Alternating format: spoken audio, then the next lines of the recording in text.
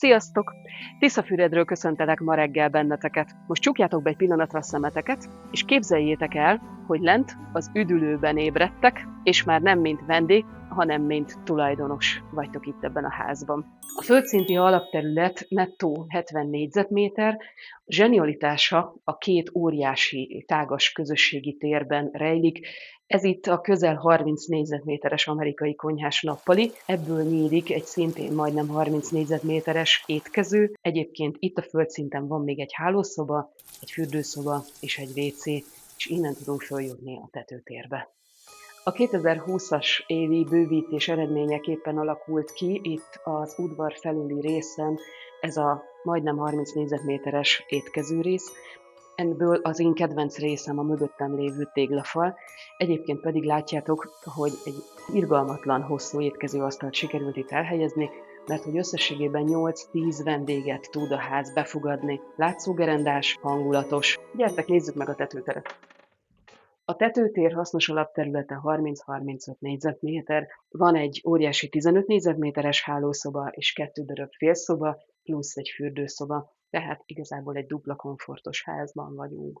A két félszoba között van egy tolóajtó, ide általában kisebb gyerekkel szülők szoktak beköltözni, vagy 4 gyerkőc, és nagyon szeretik, hogy itt össze-vissza szaladgálhatnak. Amit műszakilag szeretnék mutatni, a ház eredeti részében, ami a 2010-es években épült, hőszigetelt fa nyilászárók vannak, és a kellemes klíma miatt hűtő-fűtő klímák is felszerelésre kerültek. Egyébként azért megjegyezném, hogy a tetőtér szigetelt 20-25 cm kőzetgyapot van a cserép alatt. Ha úgy éreznétek, hogy odabent nem volt elég a hely és a tér, vagy csak friss levegőt szeretnétek szívni, akkor idekint ez a terasz is a ti kényelmeteket szolgálja, illetve a teljes wellness részleget használhatjátok, jacuzzi, sauna és egy fürdődézse is rendelkezésre áll. Ha szeretnétek bográcsozni, vagy szalonnát sütni, akkor a bográcsozóhely is itt van, illetve a gyerekeknek egy kis játszótér is elkészült.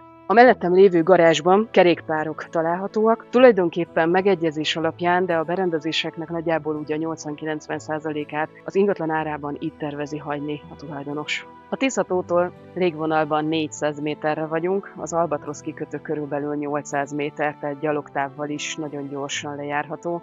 A Dino Park szintén körülbelül fél kilométerre található tőlünk, a város központja 2 kilométer. Ez az a ház, amelyik fiatal, teljesen korszerű, csak a kulcsokat kell átvenni, és tovább használhatjátok akár nyaralóként, akár vendégházként tovább üzemeltetve.